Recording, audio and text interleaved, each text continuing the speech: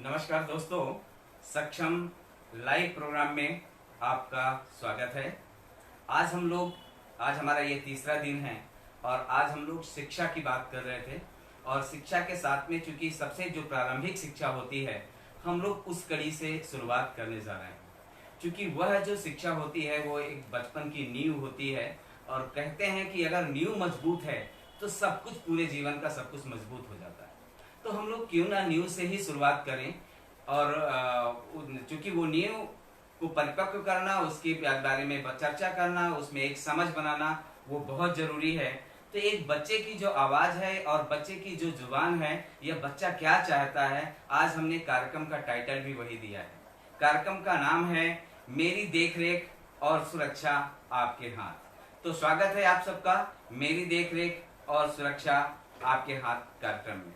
हमारे साथ में राधिका जी हैं। राधिका जी, आपका स्वागत है। आप इस कार्यक्रम में जुड़ी हुई हैं और चूंकि आप जो है राधिका इग्नू की छात्रा हैं और बच्चों के मामले में वो अभी सर्च कर रही हैं, डॉक्यूमेंटेशन कर रही हैं, तैयार कर रही हैं डॉक्यूमेंट्री। तो आपका भी स्वागत है क्योंकि आपने आज हमें मौका दिया है। साथ ही जो है हमारे बीच में भागीरथ जी हैं। भागीरथ जी स्वयं पत्रकार रहे हैं और पत्रकार के साथ में एक कवि भी हैं। तो इनका भी स्वागत है मंच में। आपने यहाँ आकर के हमें मौका दिया है और साथ ही बच्चों की में जो समझ आपने विकसित की है वो हम सब मिलकर के आज रखने जा रहे हैं। तो दोस्तों, जो हम लोग चर्चा कर रहे थे मेरी देखरेख और मेरी आवाज, तो क्यों ना हम शुरुआत करें एक बचपन से ही। और बचपन से जो हम लोग शुरुआत करेंगे तो राधिका जी से हम लोग शुरुआत करेंगे, क्योंकि राधिका जी बच्चों की जो शुरुआत है उसमें जो उन्होंने अध्ययन किया है, जो अध्ययन कर रही हैं, उसके बारे में बताएंगी। तो थैंक यू राधिका जी, आपसे अनुरोध है कि आप शुरू करें। जी, थैंक यू संतलाल जी, जो आपने मुझे इतना अच्छा अवसर दिया यहाँ पर आके बोलने का। और थैंक यू हमारे सक्षम परिवार को भी, जिन्होंने इतना अच्छा मुझे यहाँ मंच दिया। जी आओ। और जैसा कि अभी सर ने बात की कि जो मैं बिल्कुल सही बोला सर ने, मैं MSW की छात्रा हूँ इग्नू से। और इस बात पे हम शिक्षा को लेकर और मेरी देखरेख और मेरी सुरक्षा आपके हाथ, बिल्कुल सही है। और इसके साथ ही साथ हम बच्चों की शिक्षा को लेकर भी बात करेंगे कि शिक्षा जो कि है बच्चों की पहली अध्यापिका हमारी माँ को ही बोला गया है, क्योंकि वही हमें बचपन से लालन पोषण लालन पालन हमारी माँ ही करती है। और जब बच्चा थोड़ा बड़ा होता है, जब बच्चा किसी मुकाम पे पहुंच जाता है, चाहे बेटा हो या बेटी, तो बाप अक्सर ये हमारे जो पिताजी होते हैं वो अक्सर यही कहते हैं कि भाई मेरा बेटा है, ये मेरी बेटी है। लेकिन जब बच्चा छोटा होता है तो माँ ही छोटे से लेके बड़े तक अपने बच्चे का पूरा लालन पोषण करती है, उनकी देख रेख करती है, ताकि उनको कोई दिक्कत या परेशानी का सामना ना करना पड़े। और भी बहुत कुछ काम करती है उनके लिए, जिससे कि उनका आने वाला जो फ्यूचर है वो ब्राइट हो। तो थैंक यू। आपने जो अपना विचार रखा है वो एक काबिलियत है, मैं उसको थोड़ा सा दोहराना चाह रहा था, क्योंकि इनका जो अनुभव है, प्रयास किया है, जो राधिका जी ने बताया है, उसको समझना बहुत जरूरी है। एक तो यही इन्होंने कहा है कि बचपन में जो प्रारंभिक कड़ी में जो माँ होती है वो पूरी तरह एक अध्यापिका के रूप में होती है। लेकिन इसके साथ साथ चूंकि एक बेटी की जब हम लोग बात करते हैं, बच्चे की बात करते हैं, अगर बच्चा हो या लड़की हो या लड़का, अगर वो पढ़ लिख करके किसी मुकाम पे जाता है, हासिल करता है, कोई सफलता हासिल करता है, तो वहां पर माँ का नाम नहीं आता, वहां पे सिर्फ बाप सीना तान के खड़ा होता है कि ये मेरा बेटा है, मेरी बेटी है, ये कर दिया, ये कर दिया। यानी कि वो जो नाम है ना वो कहीं ना कहीं बाप के साथ में जुड़ जाता है। लेकिन असली सेवा, असली मेहनत तो माँ करती है एक्चुअल में, और जो माँ करती है उसको समझना बहुत जरूरी कि माँ की काम कितना ज्यादा है और हम लोग यानी कि पुरुष कितना उसमें भागीदारी निभा पाता है, यह थोड़ा सा सोचने का विषय है। तो इसलिए जरूरी है कि हम बच्चे की जब देखरेख की बात आती है, बच्चे की जब सुरक्षा की बात आती है, तो जो शिक्षा की बात है, पहली शिक्षिका जो आपने बताया कि माँ होती है, एक तरह से प्रिंसिपल होती है, तो ये बिल्कुल सही है कि बच्चे की माँ एक तरह से स्कूल की प्रिंसिपल होती है, पहली प्रिंसिपल होती है, और बाकी जितने भी लोग हैं वो टीचर होते हैं और उनकी भूमिका होती है। वो कहते जरूर है कि हम जैसे स्कूल की प्रिंसिपल बोलती है कि आपको ये पढ़ाना है, आपको ऐसे करना है, तो भूमिका जरूर देती है, लेकिन एक्चुअल में सारी जिम्मेदारी माँ की होती है। और उसी आधार पे बच्चे का नैतिक विकास होता है। तो मुझे लगता है कि नैतिक विकास और उसकी जो अवधारणा है उसको भी समझना बहुत जरूरी है। तो भागीरथ जी, आप क्या चाहेंगे, क्या कहना चाहेंगे कि ये जो नैतिक विकास है वो किस तरह बच्चों का बचपन से डेवलप होता है? हाँ जी, संतलाल जी, देखिए क्या होता है कि बच्चों के विकास और नैतिक विकास, ये दोनों चीज़ें हमारे घर से शुरुआत होती हैं।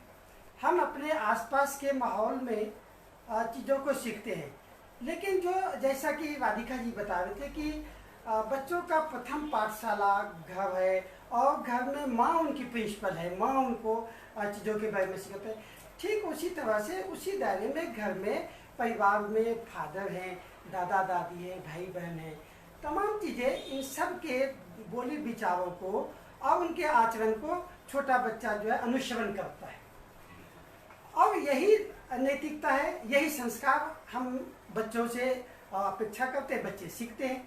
अब मैं एक छोटी सी उदाहरण आपके पास रखूं कि भाई नैतिक ज्ञान बच्चों में कहाँ से आता है। अगर हम अच्छे संवाद कर रहे हैं, रिस्पेक्ट के साथ बच्चों से बात कर रहे हैं, आप करके कर रहे हैं, तो स्वतः वो दूसरों को भी आप करके ही संबोधित करता है। अगर हम बार बार उसको तुम या अपशब्द करके करते हैं तो भी उसी का अनुसरण करता है। ठीक ऐसा ही एक उदाहरण है कि हमारे कुछ परिवारों में, कुछ घरों में ऐसा देखने को मिला कि भाई बच्चे अपने माँ को भी भाभी बोलती हैं। अब सवाल है कि माँ तो माँ है, अब बच्चे भाभी कैसे बोलते हैं माँ को? तो उसके पीछे ये कारण था कि भाई उस घर में वो सबसे बड़ी थी और उसके जो देवर और जो नंदे थी, वो उस घर में और कोई छोटा बच्चा ना होने के कारण वो उसको जो है भाभी भाभी ही बोलते थे, देवा और नंदे। तो ये जो बच्चा था, ये दिन भर में उन सब चीज़ों को संज्ञान में करता था, अनुसरण करता था, और यही वजह रहा कि वो बच्चा जो है अपने माँ को भी भाभी बोलना शुरू कर दिया। और ऐसे ही होता है, और भी बहुत सारे रिश्ते होते हैं कि क्या होता है कि जिन शब्दों को बार बार बच्चा सुनता है, जिन शब्दों को वो जो है बार बार उसके दिमाग में आता है और वो वही अनुसरण करके उसके पास ये चीज़ें रह जाता है। और भी कई उदाहरण है, कई ऐसे रिश्ते नाते भी हैं जो समाज में जो चलता रहता है और बच्चा उसको सीखता है। तो इसलिए नैतिकता के क्षेत्र में, नैतिक ज्ञान की अगर हम बात करें तो हमें ये सावधानी जरूर रखना चाहिए कि भाई बच्चों के सामने हम किस तरह का वार्तालाप करें कि बच्चों पर उसका बुरा असर न पहुँचे। ये अहम मुद्दा रखता है। आप सभी दर्शक, हम सभी लोग हैं कि कोई भी ऐसी बातें जो बच्चों के आचरण और उनसे जुड़े हुए सामने अगर होता है तो आप ऐसा आचरण बच्चों के सामने ना बिल्कुल भागीरथ जी, हमने चूंकि हम लोग भी इस चीज को समझ रहे हैं और इसको देखा गया है कि बचपन में बहुत सारे बच्चों के प्रश्न करने की बहुत आदत होती है, और जब हम लोग प्रश्न करते हैं, बच्चे जब प्रश्न करते हैं तो हम लोग उसको टालते भी हैं। और टालते हैं कि खासकर मनुष्य की आदत होती है कि जैसे बच्चा होता है, हम लोग थक के आए, वो पूछता है ये क्या है, इसने क्या किया है, तो वो चीजें जब हम लोग टालते हैं उसको, तो वो कहीं ना कहीं हम लोग कहते हैं कि भैया माँ से जाके पूछ लो, भैया से जाके पूछ लो, चाचा से जाके पूछ लो। तो इसका जो सीधा असर है, मुझे लगता है कि जो हम लोगों ने सोचा है, जो हम लोगों ने समझा है, इसको सर्च किया है कि उस समय में बच्चा धीरे धीरे करके, जब हम उसको सही जवाब नहीं देते, समय पे सही जवाब नहीं देते, जब वो कई जगह जाता है तो उससे धीरे धीरे उसके शरीर में, उसके दिमाग में जो है चिड़चिड़ापन पैदा होता है, और उससे जो है बच्चा जो है उसी माहौल में धीरे धीरे करके ढलता चला जाता है। हम लोग अगर साथ ही हम लोग जब पूरे समाज को अगर हम लोग देखते हैं तो जो बच्चे को अहमियत, बिल्कुल ये सच है कि हम बच्चे को बच्चा मानते हैं। हमें जन्म देना बहुत अच्छा लगता है, हम चाहते हैं कि हमारे घर में औलाद हो, हमारे बच्चा हो, वो हमारे घर को संभाले, वो हमारे कुछ हमारी अपेक्षाएं होती हैं, कुछ इच्छाएं होती हैं बच्चों के प्रति कि मेरा बच्चा है, बड़ा होके ये बनेगा, ऐसा करेगा, ऐसा करेगा। लेकिन एक सच तो ये है कि बच्चों के लिए हमारी खुद की सोच कैसे डेवलप हो, हम कैसे अपने आप को बच्चों के अनुरूप बना पाए। मैं उदाहरण के लिए आपको बताना चाहूँगा कि हमने देखा है कि आज की डेट में अगर हम कभी घर बनाते हैं तो क्या कभी घर को में बनाते समय क्या कभी बच्चे के बारे में सोचा है? कि कभी हमारे घर में कोई बच्चा होगा या बच्चा होने के बाद उसको घर में उसको भी टॉयलेट की जरूरत होगी, या घर के अनुरूप सीढ़ी कैसी होती है, सीढ़ी कैसे रखना है, कैसे नहीं रखना है, कितनी ऊंची रखना है, कितनी नीची रखना है, चोट रखने का डर कैसे होता है। जब हम लोग लाइट की फिटिंग कराते हैं खासकर घरों में, देखते हैं कि जो पावर स्विच होता है, अक्सर पावर स्विच जमीन से कुछ दूर में ही होता है और वहां पे बच्चे को खतरा बना रहता है। तो इस तरह के बहुत सारी चीजें हम लोग देख सकते हैं कि हम लोग बच्चों के अनुरूप खुद को नहीं ढाल पाए। जी, हम बच्चा तो चाहते हैं, इसमें कोई दो राय नहीं, लेकिन अगर हम बच्चे के अनुरूप अगर खुद को नहीं ढाल पाते तो कहीं ना कहीं बच्चा वो उन चीजों का प्रभावित होता है। इसी प्रकार अगर हम लोग देखते हैं कि बच्चों की देख रेख की बात हम लोग करते हैं, देख रेख में बहुत अच्छा लगता है कि हमारा बच्चा खेल रहा है, सामने खेल रहा है और वहीं पे माँ सब्जी काट रही है, सब्जी काट रही है, सब्जी काटते काटते चाकू वहीं पे छोड़ा और छोड़ने के बाद सब्जी को धुलने चली गई या फिर और काम करने चली गई, और देखते हैं कि धीरे धीरे करके वो बच्चा आएगा और आते आते घसीलते हुए आएगा और चूंकि वो चूंकि आपके हाथ में चाकू था, बिल्कुल, और वो देख रहा था, उसको समझ रहा था कि चाकू से कुछ कर रही है, उन्हें ये बच्चे को ये नहीं पता कि क्या है, और वो जो छिलके पड़े होते हैं उसको भी काटने का प्रयास करता है या चाकू लेके मुंह में डाल सकता है। तो इस तरह के जो खतरे हैं मुझे लगता है उसको समझना बहुत जरूरी है। खासकर हम लोग भी हैं, मर्द क्या करते हैं कि सेविंग किया और सेविंग करने के बाद ब्लेड वहीं पे छोड़ दिया या फिर ऐसी जगह पे रख दिया जहाँ पे बच्चा पहुंच सकता है। उस तरह की जगह पे भी कई सारी घटनाएं हम लोगों ने देखा है, सुना है कि इस तरह से बच्चे को चोट लगने के पूरे आसार होते हैं। पूरी तरह बच्चा कई बार हाथ कट जाता है या मुंह में डालने की कोशिश करता है तो गाल कटने का काफी चांसेस होता है। तो मुझे लगता है कि जो बच्चों की जो सुरक्षा की देख रेख वो किसी एक व्यक्ति की नहीं बल्कि एक पूरे समुदाय की होती है, और वो पूरे यानी कि परिवार की होती है, और परिवार में सभी लोग होते हैं, लेकिन परिवार के बच्चे के अनुरूप हमें अपने घर को भी उसी तरह सजाना और ढालना होगा। तो ये बेहद जरूरी चीजें हैं। और कुछ जोड़ना चाहते हैं इसके बारे में और क्या? जी, मैं तो यही मानता हूँ कि देखिए हमारा सोचना और समझना और वो बच्चों के प्रति उदासीनता होगा कि भाई बच्चे बच्चे हैं।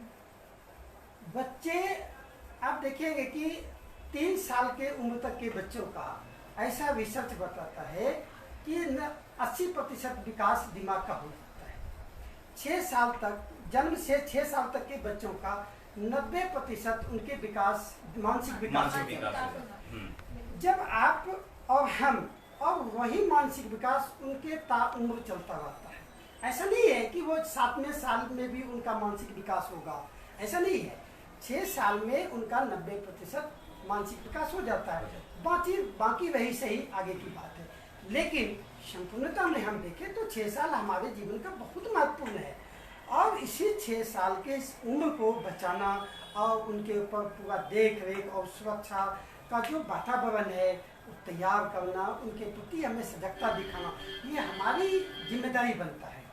जैसा कि आपने ये कहा कि भाई घर परिवार में चीज़ों को अस्त व्यस्त रखते, ये बिल्कुल जायज़ है। और मैं तो ये कह रहा हूँ कि देखिए जिस क्षेत्र में हम लोग हैं, जहाँ लोगों के पास जगह बहुत छोटी सी है, एक ही रूम में सभी साधन हैं, खाना बनाना है, नहाने धोने का है, पानी का है, और आप ये देखिए ना कि एक ही जगह पर सिलेंडर भी है, चूल्हा भी है। हमने तो कई बार ऐसा भी देखा है कि भाई गैस चूल्हा जो है गैस जल रहा है और सिलेंडर भी रखा है, मम्मी इधर से उधर ध्यान भटकी और वो बच्चे क्या करते हैं कि बटन को थोड़ा इधर उधर करना शुरू कर देता है।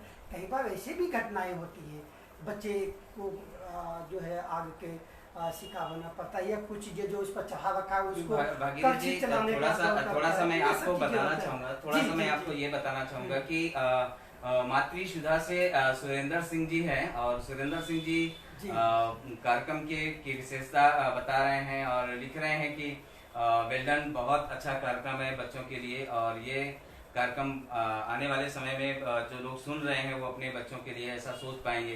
तो थैंक यू सुरेंद्र सिंह जी, आपने जो है कमेंट्स किया है, बातों को रखा है, और हम आने वाले समय में भी आपको कभी बुलाएंगे, क्योंकि आपकी भी एक अच्छी समझ रही है बच्चों के बारे में।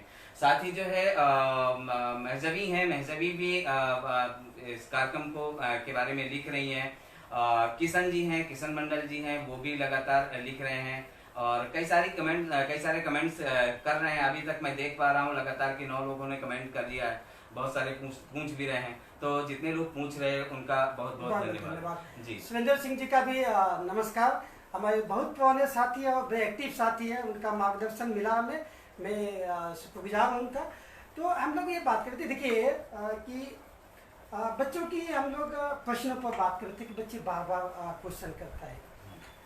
एक कवि की दो पंक्ति मैं सुना रहा हूँ कि वे अच्छे बच्चों के ध्यान को आकर्षित करने के, बच्चों की मानविक जीवन को कैसे व्यक्त कर, मात्र 2 लाइन लिखिए। फिर क्या होगा उसके बाद, उत्सुक होकर सुसु ने पूछा, फिर क्या होगा उसके बाद। ये जिज्ञासा है, ये उनकी मन की भावना है, ललक है, चीज़ों के प्रति आकर्षण करना, चीज़ों को समझना जानना, और हमें उस पर जो है तंजनी होना है, नपेग होना है, उनकी सहजता से जवाब देना बहुत जरूरी है, तभी वो चीज़ों को समझ सकता है, जान सकता है। और पेरेंट्स की अपनी अपनी परेशानियाँ हो सकता है, लेकिन हमें जो है इनको सहजना, सहजता से इनका जवाब देना, समझना बहुत जरूरी है। तो मैं बात कर रहा था कि भाई देखिए एक ही परिवार में, छोटे से घरों में जब रहता है तो बहुत सारी चीज़ें होती हैं। ऐसे में पेरेंट्स की ये पूरी जिम्मेदारी की चीज़ों को सहेज के रखना और बच्चों के पकड़ से दूर के रखना। माचिस ही हो गया, ज्वलनशील पदार्थ, जैसे आजकल घर में क्लीनर होता है, वो सभी चीज़ें जो होता है उनको भी करीने से बच्चों के पहुंच से सुबह दूर रखना बहुत जरूरी है। बिल्कुल बिल्कुल। हमने एक केस आया था, मुझे याद है उस केस के बारे में कि बच्चा जो है घर में माँ खाना बना रही थी और खाना बनाने के बाद चाय चढ़ा दिया। चाय चढ़ाने उसी समय कुछ मेहमान आ गए, बगल के कमरे में मेहमानों को पानी वानी देने के लिए चली गई। वो बच्चा वहाँ पे खेल रहा था और खेलते खेलते वो बच्चा सीधे गया, और चूंकि चाय माँ बना रही थी वो देख रहा था वहां से, और वो गया तो सीधे चाय के कप में उसमें केतली में हाथ मार दिया और वो चाय पूरी बच्चों के ऊपर आ गई। तो इस तरह जो बच्चों के लिए खतरे हैं, मुझे लगता है उसको समझना बहुत जरूरी है कि बच्चों को खतरे से कैसे बचाएगा। आपने एक केस आया था आज से 2 साल पहले, मुझे अच्छी तरह याद है कि आंगन में पानी का टब था, बाल्टी थी, और वो बच्चा खेलते खेलते जा करके उसमें डूब गया और उसकी मौत हो गई। तो इस तरह की जो दर्दनाक मौतें हो रही हैं वो कहीं ना कहीं हमारी, हम लोग जब बच्चे के प्रति जो हमारा नजरिया नहीं होता सोचने का, देखने का, तब जाकर के ऐसी घटनाएं होती हैं। बच्चों पे बेहद अच्छा काम कर रही हैं स्नेह लता जी, और स्नेह लता जी ने भी लिखा है कि बहुत अच्छा ज्ञानवर्धक कार्यक्रम है ये, और मुझे लगता है इस तरह के कार्यक्रम को और कंटिन्यू बनाना चाहिए, रखना चाहिए। तो थैंक यू स्नेह लता जी, आपने लिखा है और आपका जुड़ाव जो बन रहा है, लगातार आप लाइव को देख रही हैं, तो आपका बहुत बहुत धन्यवाद। आरव सिंह जी भी यहाँ पे थैंक्स का निशान दे रहे हैं और बोल रहे हैं। तो जो साथी जवाब दे रहे हैं, देख रहे हैं, मैं उन सबका धन्यवाद अदा कहता हूँ।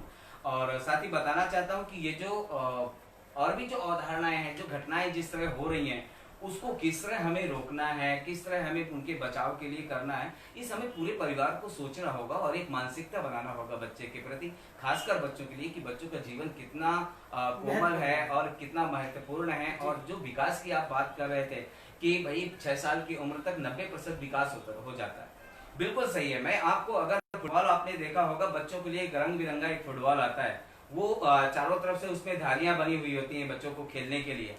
अब आप उसको देखेंगे कि अगर प्रतिशत के आधार पे देखेंगे कि अगर आपका 90% विकास हो जाना चाहिए 6 साल की उम्र तक, और अगर आपने उसकी सही देखरेख ना की या सही ढंग से उसका पोषण ना किया, लालन पालन ना किया, तो वो जो गैप रह जाएगा ना, जो 90% जहां होना चाहिए, अगर वो 80 में आके रुक गया या 70 में आके रुक गया या 50 में आके रुक गया, और जैसे अगर रुक गया, तो वो विकास आने वाले समय में कभी नहीं पूरा कर सकता, कभी नहीं कर सकता।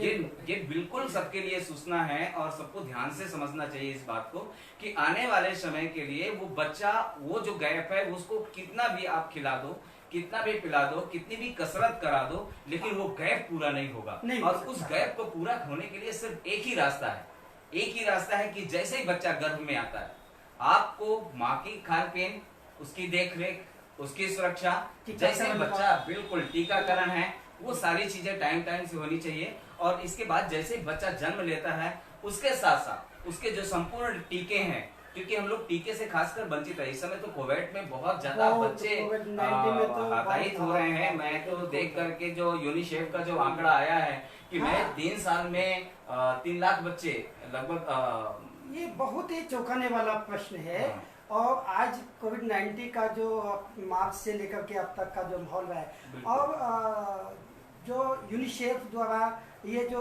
घोषणा है, एक तरह से आपका जो आशंका है उनका कि 3 लाख बच्चों का डेथ हो सकता है। अगर हम इस हालात में भी, इस समय भी सावधानी ना बरते, बच्चों की देखरेख और सुरक्षा के प्रति हम सजग ना हो, तो ये संख्या ज़्यादा भी हो सकता है। बिल्कुल। और हमें इसके लिए कदम बढ़ाना ही पड़ेगा। हम सबको, सिर्फ हमारी ही नहीं, हम सबकी जिम्मेदारी है, समाज की, समुदाय की, सबकी जिम्मेदारी है कि ऐसे हालात में बच्चों को पूरा ध्यान, पूरी सुरक्षा दी जाए।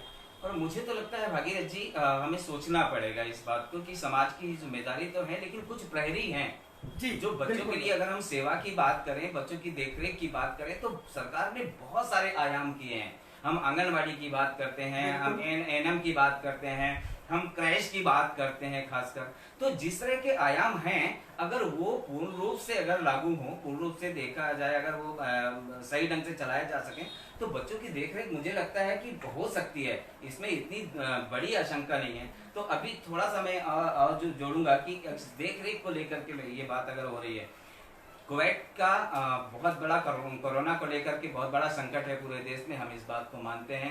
और दिल्ली सरकार ने भी 3 जोन में बच्चों को बांटा है। हाँ, बिल्कुल, और 3 जोन जिसमें में मुझे बांटा लगता है कि शायद रेड जोन है, ग्रीन जोन है और ऑरेंज जोन है। रेड, ऑरेंज और ग्रीन जोन। 3 जोन में 3 जोन में बांटा गया है। जी। तो ये मैं बताना चाहूंगा, जो रेड जोन है, जहाँ पे कोविड के सबसे ज्यादा केसेस है, मुझे लगा वो जो है वो रेड जोन पे आता है।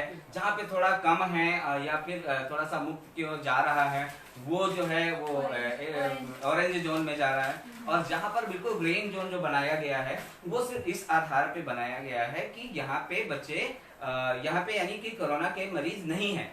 अगर सरकार ने ये घोषणा कर ही दी है कि यहाँ इस क्षेत्र में मरीज नहीं है और ये इसको ग्रीन जोन घोषित किया जाता है, तो मुझे लगता है कि आंगनबाड़ियों का संचालन होना चाहिए। जी, बिल्कुल काम होना चाहिए। तो और ये अगर ये नहीं किया जाएगा तो वो एक भयावह स्थिति आते हैं। दूसरा, पोषण की बात हम करते हैं, खाने की बात कर रहे हैं, तो खाने पे भी हम लोग देखते हैं कि सरकार अभी भी वो चना और क्या क्या सामान वो दे रही है। अभी जो है ना, जो आंगनबाड़ी में कोविड-19 में जो अब मिल रहा है खाने के लिए, वो है काला चना, भुना चना और गुड़ है और दलिया है। ये तमाम चीजें मिल रहा है। ये पूरक आहार है नहीं, पूरी तरह नहीं है, पूरी तरह नहीं है। अब दूसरी चीजें हम ये बार बार कह रहे हैं कि ठीक है भाई, रेड एरिया जहाँ घोषित है, रेड जोन जहाँ घोषित है, ठीक है, लेकिन जहाँ ग्रीन जोन है वहाँ तो कम से कम बच्चों को पोषाहार मिलना चाहिए, जो बने हुए भोजन है वो तो मिलना चाहिए, लेकिन वहाँ पर भी नहीं मिल रहा, ये बड़ा दुखद है।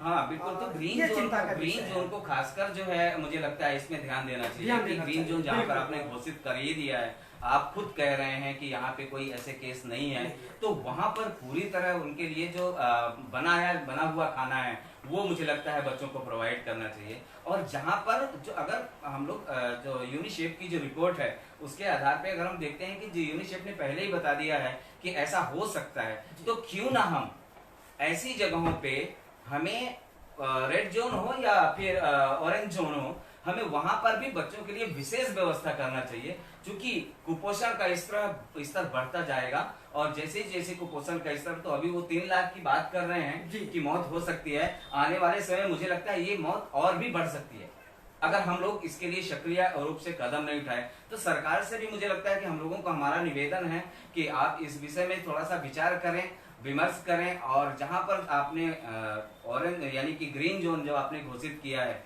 वहां पे पूरी तरह बच्चों के लिए पका हुआ खाना उपलब्ध होना चाहिए एक का। हाँ, इसके साथ हम एक चीज और बात कर रहे थे कि भाई देखिए, टीकाकरण का जो मसला है, मार्च से लेकर के अभी तक टीकाकरण बच्चों का बंद है। और कुछ जगहों पर अगर चल भी रहा है तो क्या है कि इतनी भीड़ है, सोशल डिस्टेंसिंग का पालन नहीं हो रहा है वहां पर। साथ ही साथ आप ये देखिए कि आना जाना, उन छोटे बच्चों को लेकर के जाना, और जहाँ भी टीकाकरण का सेंटर बना हुआ है उस केंद्र पर की स्थिति जो है बिल्कुल भी सुरक्षित नहीं है। तो सरकार को ऐसी भी व्यवस्था करना चाहिए कि आंगनबाड़ी लेवल पर या डोर टू डोर क्योंकि आंगनबाड़ी में इसका तो डाटा है ऑलरेडी, तो इस आधार पर वो डोर टू डोर भी टीकाकरण की व्यवस्था हो जाए तो ज़्यादा बेहतर हो सकता है, बजाय कि एक जगह पर भीड़ इकट्ठा करने से। मैं 2-3 टीकाकरण सेंटर का भी विजिट किया, बहुत सारे आज भी आपने देखा कि भी माएँ जो है वहाँ जाने से कतरा रही हैं, क्योंकि जिस तरह से उस कोविड-19 का जो वातावरण है, जो माहौल है, जिस तरह का चीज़ों का पालन करने के लिए, और अब तो संपूर्ण अनलॉकडाउन हो गया है, लोग जो है काफ़ी कुछ गंभीर अब नहीं दिख रहा है, जो गंभीरता पहले दिखना चाहिए था, जो चल रहा था। लोग इस तरह से खुले में अब घूम रहे हैं, जो कि खतरनाक स्थिति के तौर पर चल रहा है। ऐसे में टीकाकरण सेंटर जो है घर से अगर आधा किलोमीटर दूरी पर है, उनका जाना आना और वहाँ का जो भीड़ का स्थिति है, 100 माएँ भी अपने बच्चों को अगर एक टीकाकरण सेंटर पर जाती है तो जल्दीबाजी का सबका सिचुएशन होता है, और वहाँ बिल्कुल भी सुरक्षा का माहौल नहीं है। इतने नहीं भागीरथ जी, मैं तो ये कहूंगा कि साहबाडेरी जो एरिया है, मैं खासकर साहबाडेरी की बात करूं तो यहाँ से तो लगभग 1 किलोमीटर दूर है जहाँ पर टीका लगाया जा रहा है। बिल्कुल। और वहाँ जो लोग गए, वहाँ देख करके हम लोगों के पास रिपोर्ट दिया उन्होंने कि वहाँ पर बिल्कुल सोशल डिस्टेंसिंग नहीं है, लाइन के ऊपर लाइन लगी हुई है, माताएं बच्चों को लेकर के। और सबसे गंभीर बात ये बता दे रहा हूँ कि अगर इस तरह के खतरे जो कोविड-19 का चल रहा है, बच्चा अगर कोई प्रभावित हुआ तो उसके लिए किस तरह का कोई उपाय नहीं है। बड़ा तो थोड़ा सा संभल सकता है, उसके लिए बहुत सारी चीजें हैं, लेकिन मुझे लगता है इस चीज को सोचना चाहिए। जो आप कहना चाह रहे थे, मुझे लगता है यही था कि इसको सोचना चाहिए। कुछ राधिका जी कुछ बोलना चाह रही थी, मुझे लगता है कि राधिका आप थोड़ा सा अपना विचार रखें कि आप क्या कहना चाह रही थी और किस तरह। उस बीच में मैं थोड़ा सा बताना चाहूंगा कि यहाँ पे स्नेह लता जी ने दिल्ली न्यू फोर्सेस ने और यानी कि मोबाइल क्रिसिस ने लिखा है, आपने बच्चों के 6 वर्ष के बच्चों के लिए विस्तार से जो है बताया है, लोगों को जानकारी दे रहे हैं। इसके लिए सक्षम लाइव चैनल का और सक्षम का धन्यवाद उन्होंने किया है। इसी तरह जो है गौरव कुमार जी ने भी लिखा है और उन्होंने थैंक्स बोला है। और रितु रानी ने चूंकि अभी ये खुद जो है हमारे पास आई थी एक बार और इस सेवा के लिए बताया था, तो वो भी हैं। तो कई सारे लोग लगातार कमेंट्स कर रहे हैं, मैं आप सभी का धन्यवाद करता हूं जो लोग लिख रहे हैं और जो समझ रहे हैं इस चीज को। तो राधिका जी आप कुछ बोल रहे थे, मैं आपसे अनुरोध करूंगा कि आप बोलिए। सर, जैसा कि आपने बोला था कि हमारी गवर्नमेंट सरकार ने 3 जोन में हमें बांटा है बच्चों को लेकर, ग्रीन, ऑरेंज एंड रेड। तो मैं बोलना चाहूंगी कि क्या रेड जोन में क्या बच्चे नहीं हैं? उनको क्या पोषण आहार की जरूरत नहीं है? भाई अगर पोषण आहार नहीं दिया जाएगा तो क्या वो बच्चे, उन बच्चों का क्या होगा? क्या वो बच्चे कुपोषित का शिकार नहीं होंगे? होंगे ना, बच्चे भी कुपोषित का शिकार होंगे।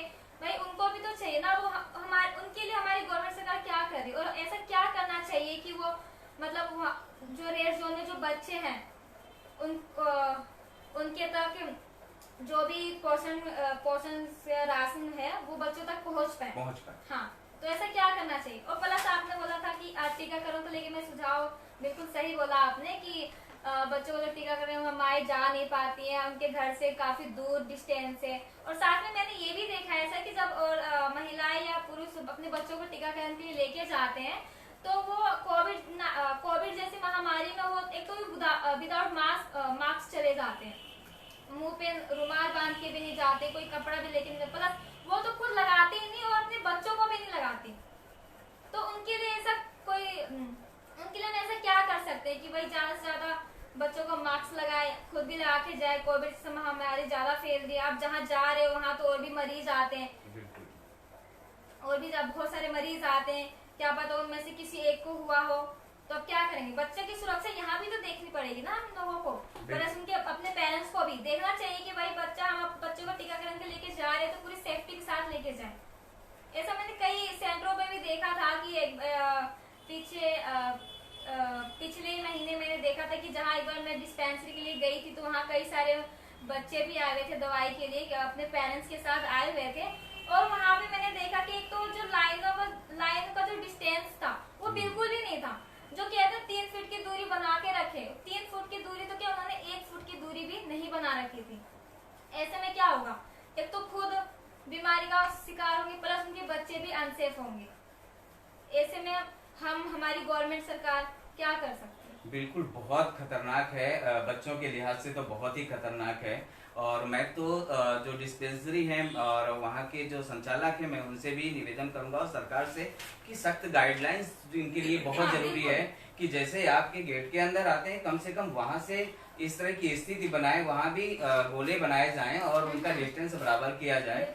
साथ ही जो है जो एनम जो पहले एक सेंटर में भी बैठ रही हैं और काफी दूर बैठ रही हैं, तो अगर सामूहिकता में लोग जा रहे हैं तो उसको कैसे उसको कम किया जाएगा, उसकी संख्या कैसे कम होगी कि वो एक साथ वहां न पहुंचे। तो मुझे लगता है ब्लॉक स्तर पे या पहले की जो सुविधा थी, पहले जहाँ पर आपने टीकाकरण सेंटर बनाए थे, मुझे लगता है वहाँ जो एनम जाकर के बैठती थी सप्ताह में, तो मुझे लगता है वहाँ बैठना चालू करें धीरे धीरे करके, तो ये जो खतरे हैं वो थोड़ा कम होंगे, क्योंकि वहाँ के लोग वहाँ पर जाके टीकाकरण कर सकते हैं। यहाँ पे आशा वर्कर का भी विशेष योगदान है और बहुत मेहनत कर भी रही हैं। मैं उनकी आशा वर्कर और एएनएम और आंगनवाड़ियों की सबकी सराहना करता हूँ कि इस गंभीर परिस्थिति में भी वो काफी साथ रही हैं और बच्चों की सुरक्षा के लिए साथ रही हैं। लेकिन थोड़ा सा अब सोचने की जरूरत है, क्योंकि अब लोगों के अंदर का डर मुझे लगता है खत्म हो रहा है और उस डर के कारण बच्चा हताहत ना हो, वो बेहद जरूरी है। हम लोग जो है थोड़ा सा आएंगे अब कामगार परिवार की तरफ कि हम लोग क्यों ना, जब बच्चा काम पे जाता है, यानी परिवार में माँ काम पे जाती है, पिता काम पे जाता है और उसके साथ में बच्चे को भी ले जाते हैं। वो एक घटना जो थी वो शाहबाद डेयरी की, वो आप बता रहे थे मुझे, तो मुझे लगता है इस घटना को बताइए किस तरह काम पे जाने के बाद बच्चे के पैर टेढ़े हो गए। उसका जन्म से तो बहुत अच्छा था लेकिन अब टेढ़े हो गए। थोड़ा उस घटना को मुझे लगता है कि आप अगर बताएंगे तो अच्छा होगा। जी देखिए, शाहबाद डेयरी का ये घटना है कि वे बच्ची जो है 3 साल की है और माँ बाप दोनों जो है निर्माण मजदूर है। अब वो काम करने के लिए दोनों जाते हैं, तो क्या करते हैं कि वो अपने बच्चों को भी बेटी को साथ लेके जाते हैं काम पर। अब वो दोनों काम पर लग जाता है, बच्चे जो है बच्ची है, आसपास खेलना धूपना होता है कई बार।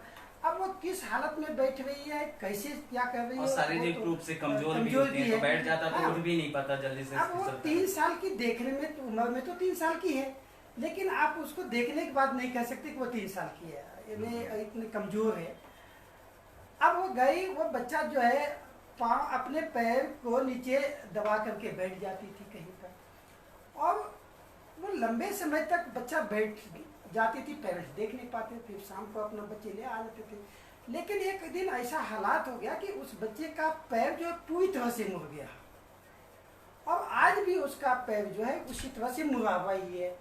अब वो जो चलती है तो आप समझिए कि उसका जो अगला वाला हिस्सा वो जमीन से घिसकता है और वो पूरी लहू लुभान सा हो जाते हैं। अब वो हालात ऐसा है कि वो पेरेंट्स अब उस बच्चे को देखे कि अपना काम देखे या अन्य बच्चों को देखे। अब उसका इलाज नहीं करवा पा रहे ठीक से प्रॉपर। दूसरी चीज की अभी अच्छा ये भी संज्ञान में हम लोगों को अभी आया कोविड-19 के दौरान आई है, क्योंकि बच्चे की ये स्थिति बहुत समय से चल रहा होगा लेकिन हमारे संज्ञान में अभी आई है, इसलिए हम इस पर चर्चा कर रहे हैं। मेरे पास में ऐसे ही केस मैंने भी देखा था। मैं अपनी इंटर्नशिप के लिए मॉडल टाउन गई हुई थी, तो वहाँ पर जो उसके जो पेरेंट्स थे वो तो एक पार्क में रहा करते थे, पार्कों में मतलब घर बनाकर पार्कों की देखभाल करते थे। और हाँ, वहाँ पे 14 साल की एक बच्ची थी, मैंने उसको देखा, 14 साल की बच्ची थी, लेकिन उसको जब उसकी मम्मी से पूछा है कि क्या ये आपकी बेटी है, तो उसने बोला कि हाँ ये मेरी बेटी है, लेकिन ये 14 साल की तो है। लेकिन हमें बिलीव नहीं हुआ कि 14 ईयर्स की वो बच्ची है। जब उसको हमने देखा, जिस हालत में जब हमने उसको देखा था, वो इतनी छोटी लग रही थी, ऐसा लग रहा था 7-8 साल की है। बिल्कुल भागीरथ जी ने बिल्कुल सही बोला कि बच्चे, माँ बाप तो काम पर चले जाते हैं लेकिन बच्चों को ऐसे छोड़ देते हैं और बच्चों का ध्यान नहीं रख पाते, जिससे कि उनको पूरा पोषण आहार नहीं दे पाते। वो बच्ची अब इस तरह होगी, वो जन्म से तो वो भी अच्छी थी, क्योंकि हमने बहुत से वहाँ जो पार्कों में काम कर रहे थे वर्कर्स, हमने उनसे भी पूछा कि क्या बच्ची कैसी थी, हमने पूरा डाटा कलेक्ट किया था उसका भी।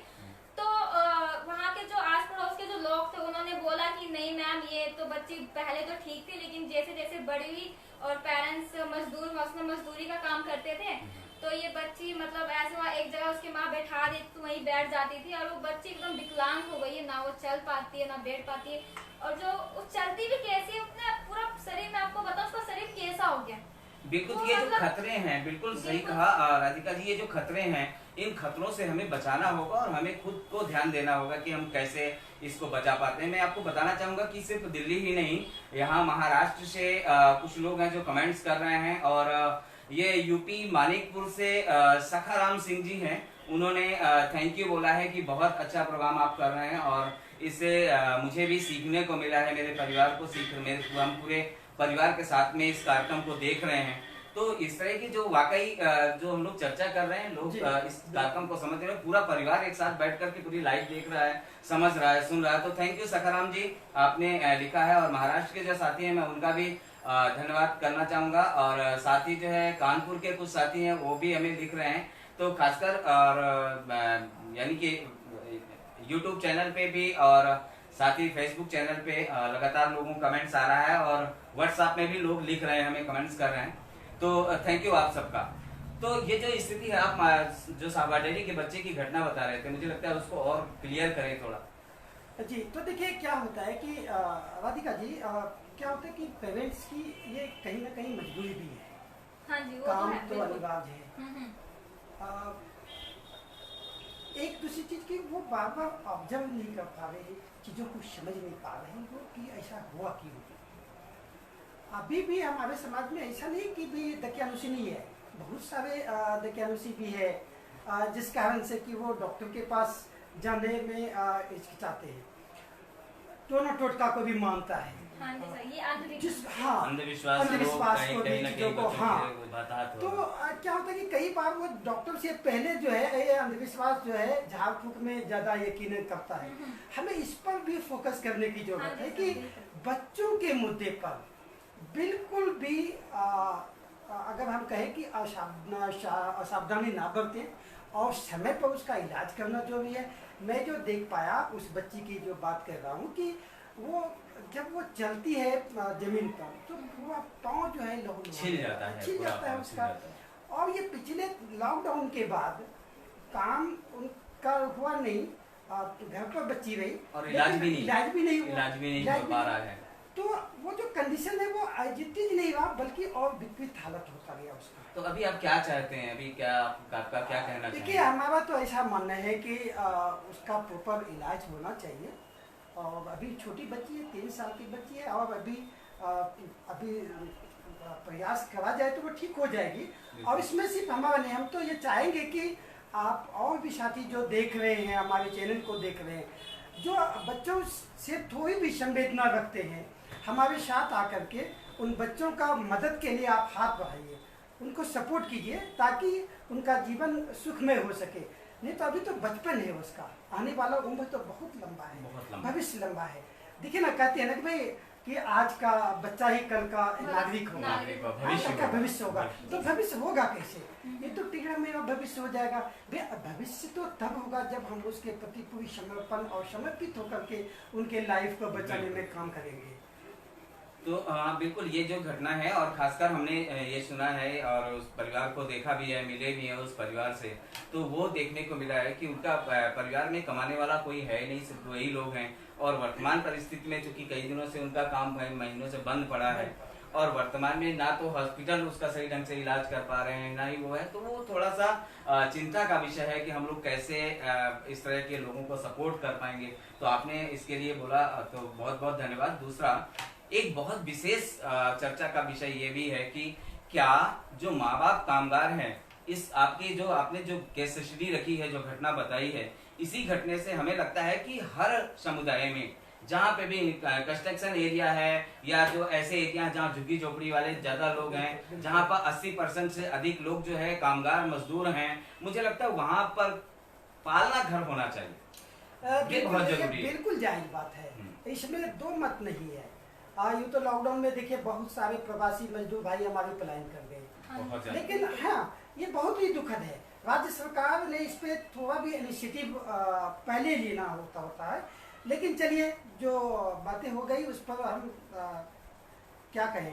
लेकिन फिर भी मैं ये जरूर कहना चाहूँगा कि अभी जो है हमारे आज जो है जितना भी परिवार है, जो कामगारों के बच्चे हैं, कामगार हैं, कम से कम जो दिल्ली में है उनका ध्यान रखना ये सरकार की जिम्मेदारी है, नैतिक जिम्मेदारी। मैं तो कहूँगा नैतिक जिम्मेदारी है। पूरी तरह से उनको सिक्योर करना, उनकी सुरक्षा के प्रति जवाबदेह होना चाहिए उसको।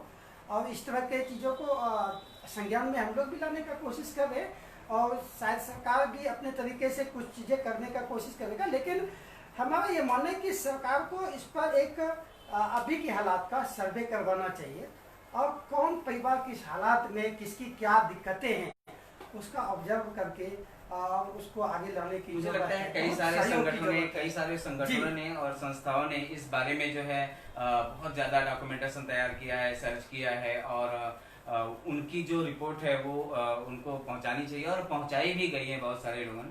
लेकिन हमारा मानना ये था कि अगर इस तरह के एरिया में जितने भी इस तरह जहाँ पर कामगार मजदूर ज़्यादा हैं, वहाँ पर अगर क्रैच की व्यवस्था होती है तो सुबह चूंकि घर से लोग जाते हैं तो बच्चे को वहाँ छोड़ दें, और शाम को 5 बजे 6 बजे 7 बजे जब भी आते हैं तो वो बच्चे को वहाँ से रिसीव करें और सुरक्षित अपने घर लेके जाएं।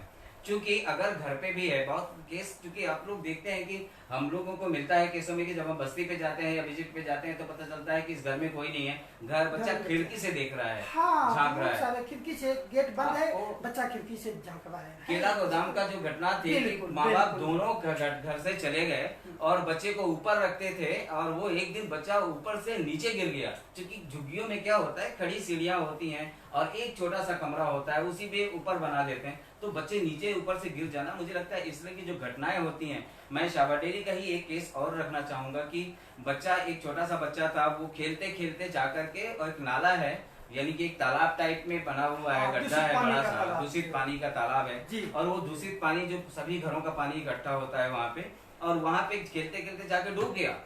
वो तो शुक्र मनाइए कि वहाँ पे एक ऐसी महिला थी जो वहाँ से जा रही थी, उसने बच्चे का हाथ देखा, थोड़ा बाल दिख रहे थे, वो तो दौड़ के गई, और हाथ चूंकि डुल रहा था तो उसे पता लग गया कि बच्चा अभी है, जिंदा है, तो वो दौड़ के गई और बच्चे का हाथ और बाल पकड़ के बच्चे को उठाया, बच्चे को बाहर निकाला।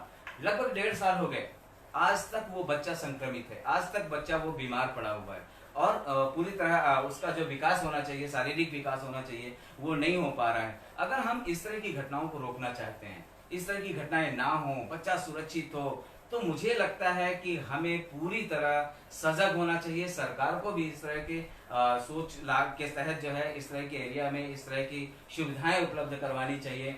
आंगनवाड़ियों का जो समय है वो पूरी तरह चले, और वहाँ पे बच्चे को रखा जाए, ऐसा नहीं सिर्फ खाना खाए और बच्चा चल जाए। जो मॉनिटरिंग कमेटी बनी हुई है, मुझे लगता है कुछ क्षेत्रों में बनाई भी गई थी, सरकार ने एक अच्छी पहल भी की थी, ऐसा नहीं है कि बिल्कुल सारे काम नहीं हुए, बहुत अच्छी पहल की थी, लेकिन वो क्या सशक्त हैं, क्या वो चल पा रही हैं पूरी तरह, वो मुझे लगता है और देखने की जरूरत है, करने की जरूरत है।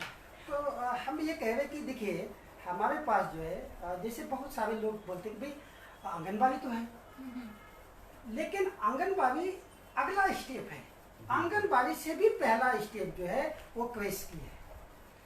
बच्चों का, छोटे बच्चों को देख रेख, उनको चीज़ों को सिखाना, समझना, जो हम पहली प्रथम पाठशाला की बात कर रहे थे, वही रोल मॉडल क्रेच का हो। और इसीलिए आंगनबाड़ी से भी ज़्यादा पहले, ज़्यादा मजबूत, सुदृढ़ तरीके से क्रेच को खोलने की जरूरत है, ताकि पेरेंट्स जो है भय मुक्त होकर के बच्चों को वहाँ रख करके वो काम पर जा सके। नहीं तो आप देखिए ना, सुबह जब हम लाइन लगता है तो बच्चे को गोद में लेकर के पेरेंट्स जाता है काम का, या फिर वो पेरेंट्स अपने बच्चों को घर में बंद करने पर मजबूर होता है। तो हमारा ऐसा मानना है कि इस स्टेप को, आंगनबाड़ी से भी पहला जो स्टेप है, ये सबसे महत्वपूर्ण स्टेप है, और आंगनबाड़ी का एक निर्धारित समय, सीमित समय, बहुत कम समय है। लेकिन क्रेच जो है, मेरा मानना है कि ऐसा होना चाहिए कि सुबह 8 बजे से कम 7-8 बजे तक, शाम तक खुला होना चाहिए, ताकि पेरेंट्स अपने काम से लौट करके वो सुरक्षित अपने घर में बच्चों को ले जा सके। तो ये जिस रफ्तार, जिस गति से होना चाहिए, दिल्ली में पिछले 5 सालों से इस पर लगातार सरकार भी प्रयास कर रही है, लेकिन जिस रफ्तार से और जो होना चाहिए कामगार लोगों के बस्ती के बीच में या कार्यस्थल पर, वो व्यवस्थित नहीं है और वो सुचारू रूप से नहीं चल पा रहा, जो बड़ा दुखद है। इसके लिए सरकार को भी इस पर जो है बहुत ज़्यादा अमल में लाना पड़ेगा चीज़ों को, और क्रेज खुलना चाहिए हर क्षेत्रों में। देखिए दिल्ली राजधानी जो औद्योगिक क्षेत्र है, यहाँ से पूरे देश के लोग रोजी रोटी कमाने के लिए आते हैं, उनका रोजी रोटी चलता है। तो लेकिन यहाँ जो लोग आया है वो इसी परिधि में, और इसी परिधि में रह करके यहाँ की राज्य सरकार की ये पहली जिम्मेदारी बनती है कि उन परिवारों को सुरक्षा प्रदान करे, उनके रहने का व्यवस्था करे, उनके बच्चों की देखरेख की व्यवस्था करे।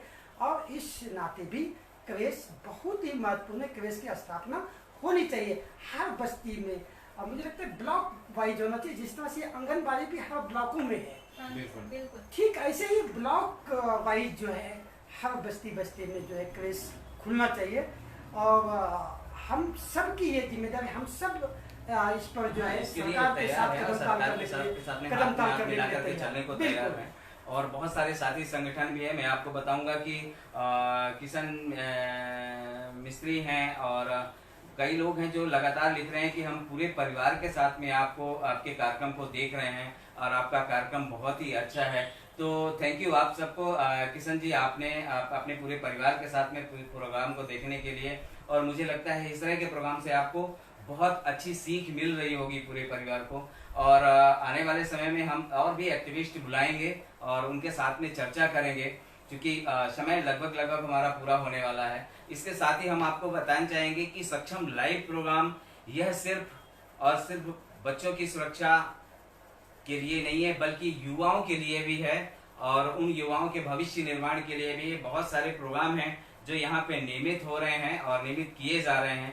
तो मुझे लगता है कि आप सबने जो पूरा प्रोग्राम देखा है और जो कर रहे हैं, तो उसके लिए बहुत बहुत धन्यवाद। हम आपको फिर से दोहराना चाहेंगे कि प्रत्येक सोमवार हम लोग जो कार्यक्रम कर रहे हैं वो लाइफ स्किल पर कार्यक्रम है, लाइफ स्किल पर चर्चा कर रहे हैं। साथ ही जो मंगलवार को चाइल्ड राइट्स पे हम लोग चर्चा करेंगे, बुधवार को जो है लोक कलाओं पर आधारित हम लोग कार्यक्रम रख रहे हैं, और वीरवार को यानी बृहस्पतिवार को जो मेरी दास्तां और मेरी कहानी बहुत ही अच्छा कार्यक्रम है। जैसे कल अभी रखा है उन लोगों, एक बच्ची आई थी हमारे बीच में, उन्होंने अपनी पूरी कहानी, पूरे जीवन की यात्रा को रखा था, और बहुत अच्छी बात बताएं कि कल ही जो है बहुत सारे लोगों के मेल आए, कमेंट्स आए, और उन्होंने लिखा है कि हम खुद अपनी बात को रखना चाहते हैं। इस कार्यक्रम से सीख करके उन्होंने इस बात को बताया कि आज तक मेरी हिम्मत नहीं पड़ रही थी कि मैं बोल पाऊं, लेकिन मैंने इस कार्यक्रम को देखा तो मेरी हिम्मत जगी और मैं आना चाहती हूँ या आना चाहता हूँ इस कार्यक्रम को रखने के लिए, इस कार्यक्रम में भागीदार बनने के लिए।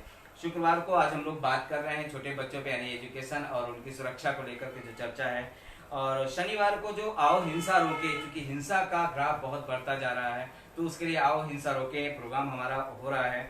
साथ ही जो है रविवार को आओ करके सीखे के साथ में एक विशेष प्रोग्राम है कि हम लोग जो है इनाम का जो पुरस्कार है, जो एक प्रश्न पूछा जाता है, वो प्रश्न हम लोगों ने पूछा था कल, और उस प्रश्न का जितने भी लोगों ने जवाब दिया है उसका कल जो है लकी ड्रा निकाला जाएगा। आपके सामने लाइव में ही लकी ड्रा निकलेगा, और जो भी व्यक्ति उसके लिए चयन किए जाएंगे, जिनका नाम घोषित किया जाएगा, उनको एक खूबसूरत सा गिफ्ट यहाँ से इनाम दिया जाएगा।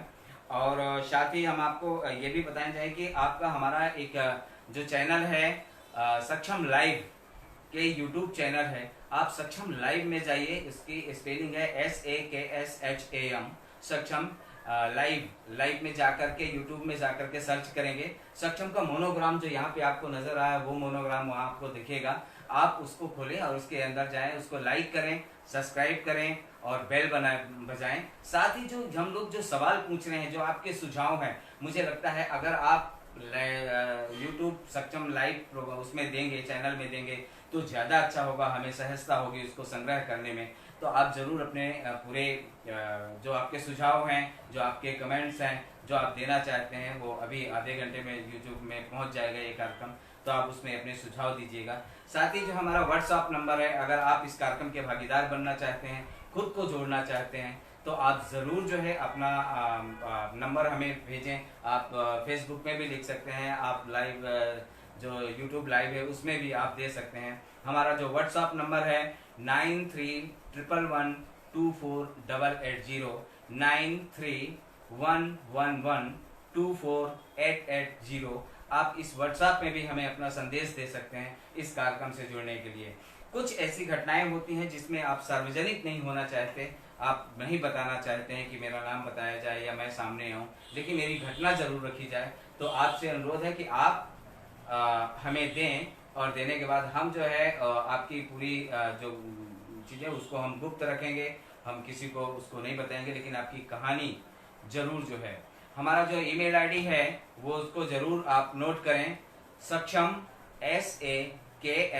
SAKSHAM सक्षम .DEL@gmail.com।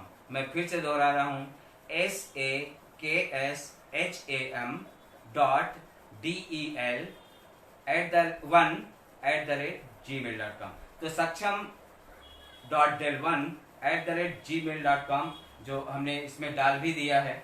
तो आप प्लीज़ उसमें अपना अगर कोई सुझाव है, आप इसके कार्यक्रम के भागीदार बनना चाहते हैं, आपको कार्यक्रम कैसा लग रहा है, आपने क्या इस कार्यक्रम के बारे में सोचा है, क्या हमसे चूक हो रही है, क्या हमें और जोड़ना चाहिए, आप जरूर अपने सुझाव दें।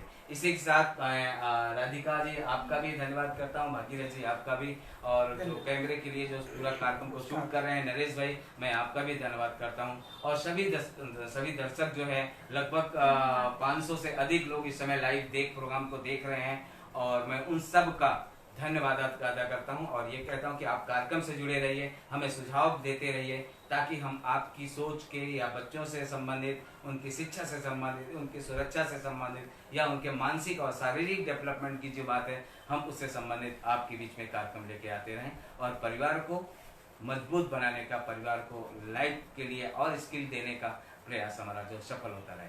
तो थैंक यू, आप सबको धन्यवाद।